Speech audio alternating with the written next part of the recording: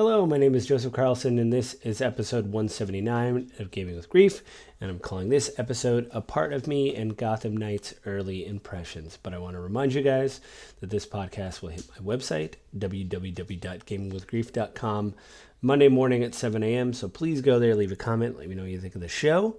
You can also subscribe to the podcast in either Apple iTunes, the Google Play Store, Spotify, and the audio for the podcast goes up on YouTube. At the same time, it goes up on the website. You can also write to me at gwgpodfellows@gmail.com. So, leave me a question, things like that. Leave me the stars, all that kind of stuff. If you want me to review a game, you can drop it there. Just generally let me know what you think of the show. You can also find me on Twitter at JustLittleJoe. And as I say every time, and I really mean it, I will try to get better about recommending, my podcast on the wider web, considering I'm on episode 179.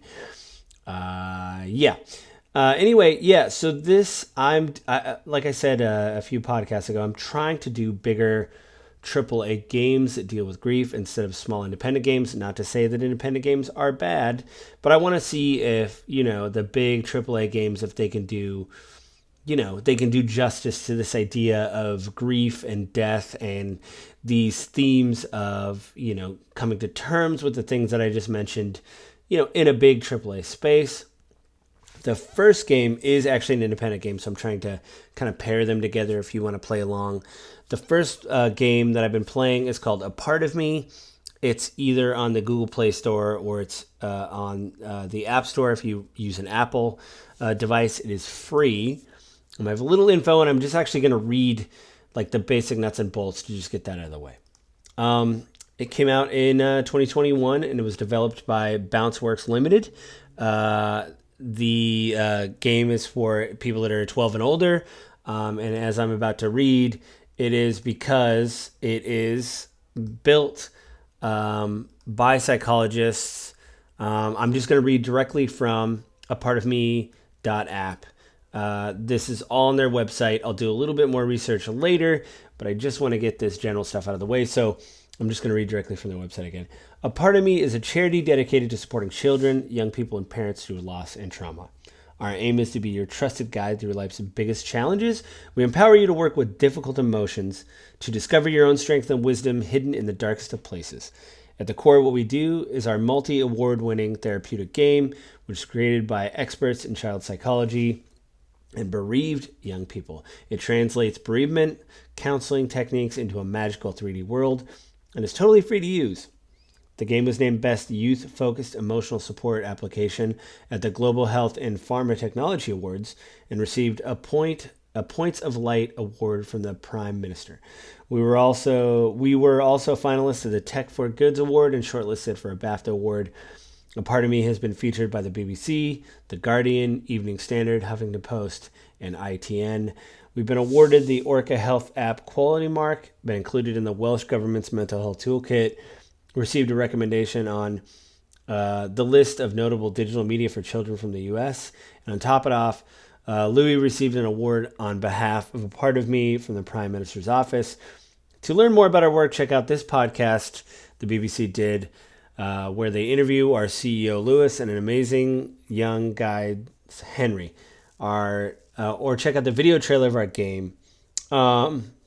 It says right here it was launched globally on December 2018. That's different from the App Store, so maybe it came out on, from what I can tell, like maybe the Google Play Store, maybe on Steam. There's a lot of we're rated this and whatever, but here's, I've been playing it. I played for about an hour. I don't think it's that long of a game. It is kind of a low poly game. This is basically a game built by experts to do one thing, which is what I talk about all the time in this podcast, the focus of this podcast, the idea that you focus on grief, death, or dying. And obviously they do that in the game. It seems like a smaller team from what I got on the About section. It's not a big developer.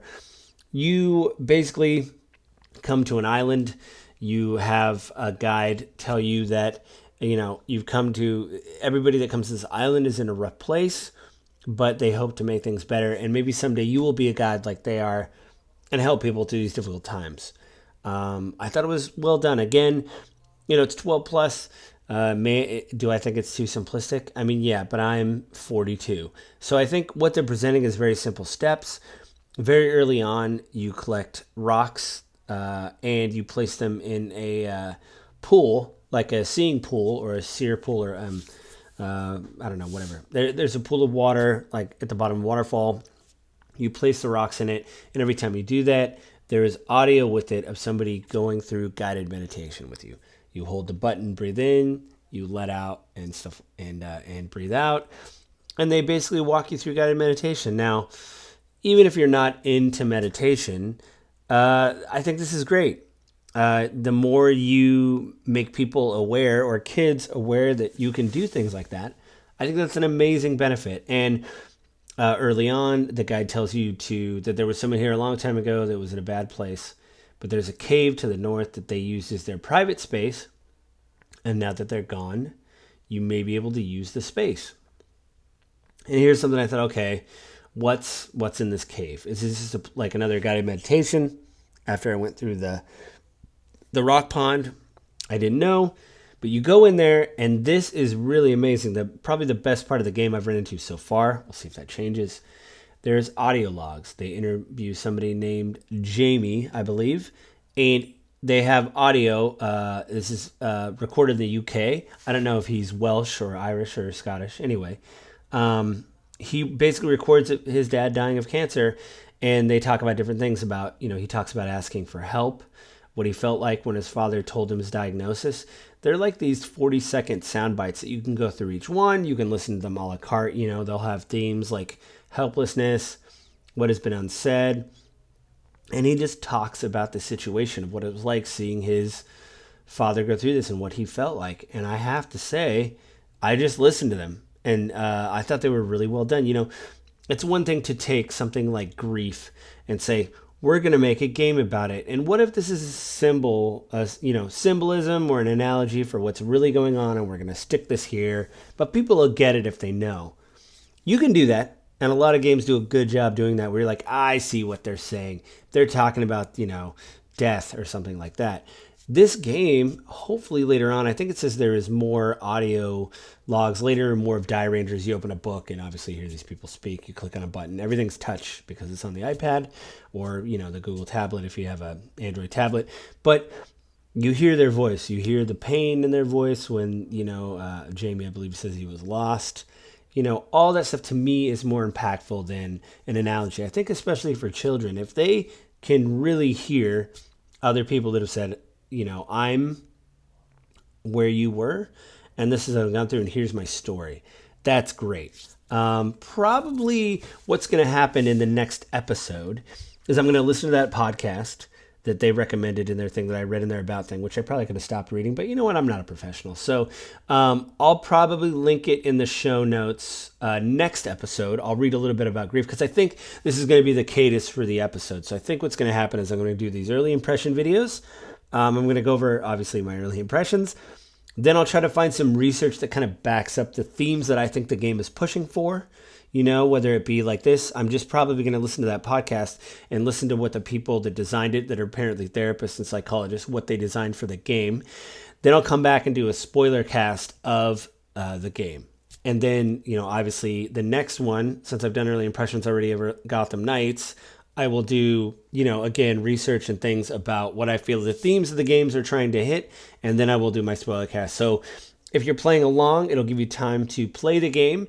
If you just want to kind of listen along and kind of try to nail where I'm coming from or something like that, it'll all be there. And it'll give you time to play, and it'll give me time to play because we all know we have busy lives, and sometimes you're like, I really got to get on this, or I have to push past this, this point in the story. I have to do something like that. And so, yeah, so that's my early impressions of a part of me. Again, it could be a little bit on the nose, but it's not for me. It doesn't matter. I think this is a great tool of someone just hearing someone's story. And I hope later on when I do when I finish the game, there's more of those stories and more ways that I feel like I am, that it feels more heartfelt to hear someone speak as opposed to, oh yeah, this is what you need to do or something, or some juxtaposition or whatever. So, That's great. I think after the break, I'll come back and tell you my early impressions of Gotham Knights.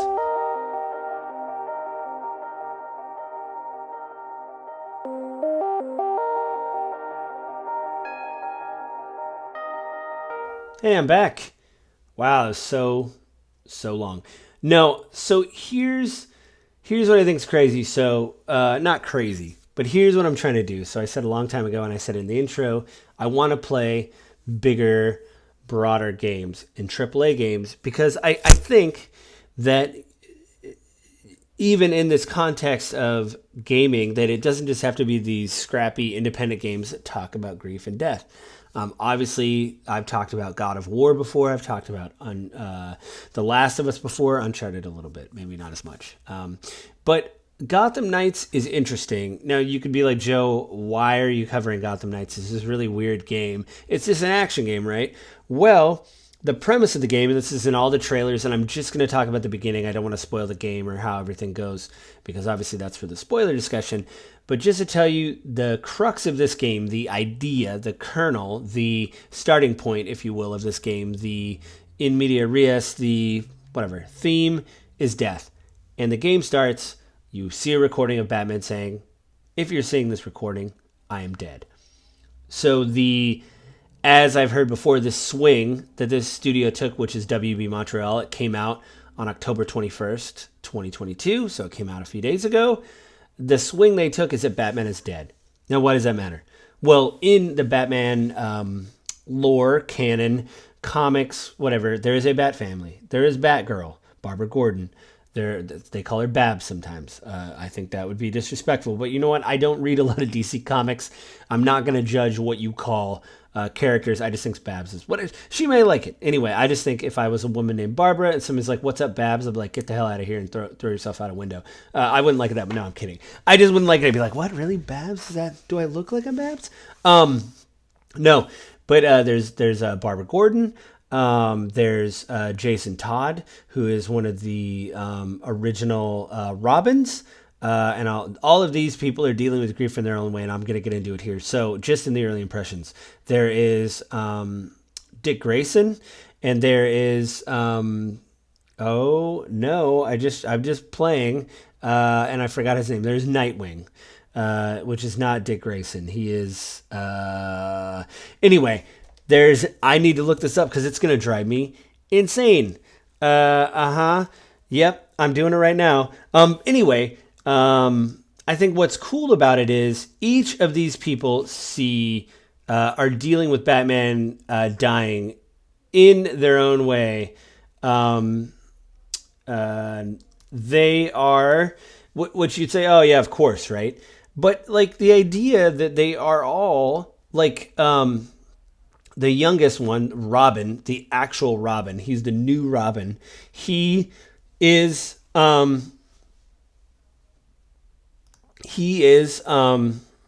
Jason Todd is Red Hood. So I'm just going to go through this. So I'm just going off their website because like for some reason I just blanked on all their names. So Jason Todd was he was Robin, right? So actually, let me do this in order. So Dick Grayson is Nightwing. What happened was, I guess way back in the canon, Dick Grayson was the original Robin. I haven't read all the Batman comics. I just know the information they're giving me is he went to another city and said, I'm going to go out on my own and become my own vigilante. And he became Nightwing. He's got, basically staffs that he hits people with electricity in them. And he's very acrobatic. He is a stereotypical, circus, whatever, that became a vigilante. That's kind of like canon from the comics that I remember. So that's his thing. His parents died. So that was obviously tragic. So he's obviously dealing not only with the death of his parents, but now his mentor / father figure, Batman, has died in the game, and that's weighing heavy on him. And even in the early cutscenes that I see with him when he interacts with the other knights, the Gotham Knights, this is really great, and I like that it kind of weighs heavy on everybody. Now, the second Robin was Red Hood, Jason Todd. He just basically became a vigilante and started using pistols, which is weird in a game when Batman is all about no killing and stuff like that. When a guy just straight up pulls out dual pistols and starts murking people in the middle of the street, you're like, Jason, I think you took the long lessons from those classes I was teaching in the Batcave about violence. But you know what? Since you have pistols, I don't want to be mean. So just do what you do. Anyway, Jason Todd became a intense vigilante. He's like the brute of the group. He wears a red hood. Hence his name is Red Hood. And spoilers, the Joker killed him, which this is kind of in the promotional material. The Joker killed him, and he was brought back to life through the Lazarus Pit. As we all know, again, I don't read a lot of the comics, is the same thing that Ra's al Ghul used to basically be immortal forever. But obviously, the more and more you use the Lazarus Pit, you become, I don't know, clinically insane and have a lot of mental problems. And he's dealing with the fact that he was dead, and now that he's alive, that's a big question. And he's dealing with the fact that he is a rough and tumble kind of person. But again, his mentor father figure, Batman, died. So how does he feel about that? One, being alive again, and two, having to deal with someone that you really looked up to died. So that to me is amazing. Batgirl, Barbara Gordon, again, Babs went over all that. Not only is Batman dead in this version of the thing, and she's dealing with, again, her father figure, her real father, Jim Gordon, the police chief of Gotham Police, has also died. I don't know when. Maybe I'll find an email or something because I'm very early in the game.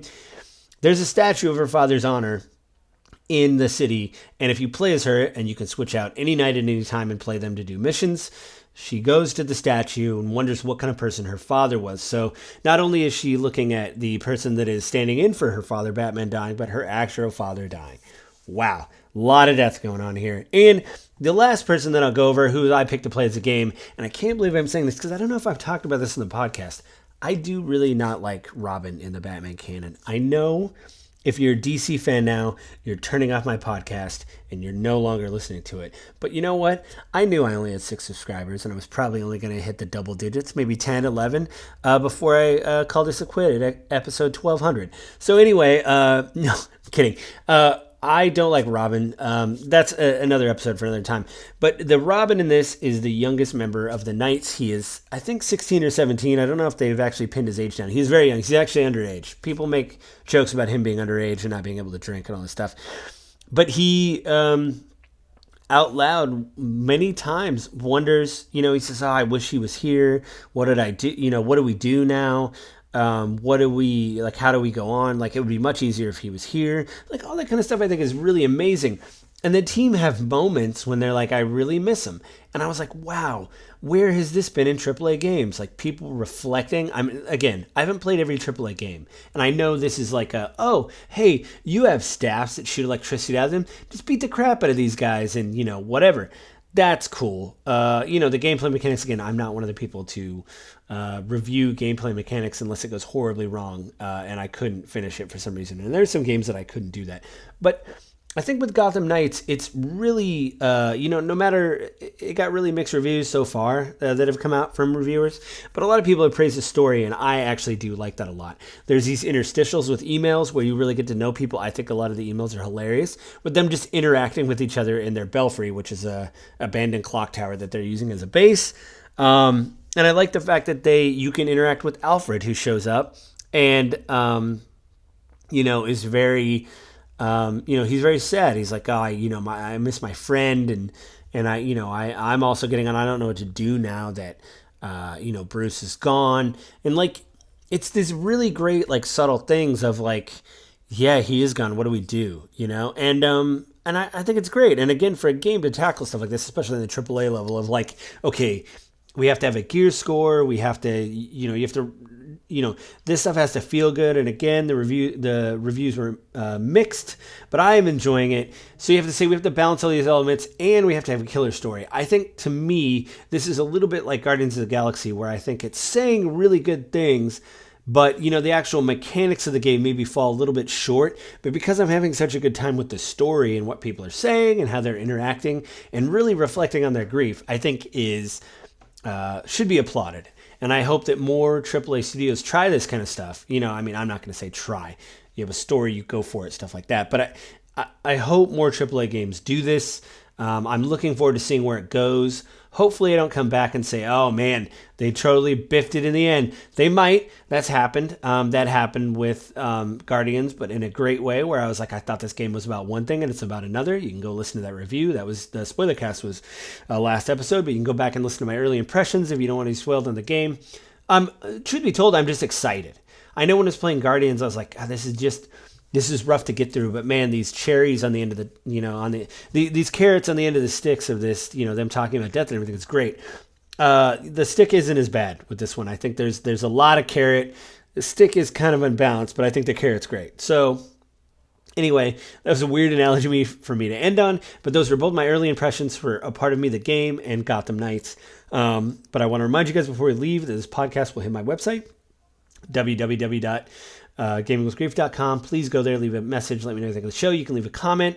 You can also subscribe to the podcast on either Apple iTunes, the Google Play Store, Spotify, and the audio of the episode goes up day and date when it hits on Monday morning at 7 a.m. if you just want to hear the audio. Very soon, I will be adding, in a few episodes, I will be adding video, so you get to see my face, but that won't affect the audio going up at all. You can also write to me at gwgpodfellows@gmail.com, so let me know what you think of the show. Let me know that you've actually heard of the show. That'd be great.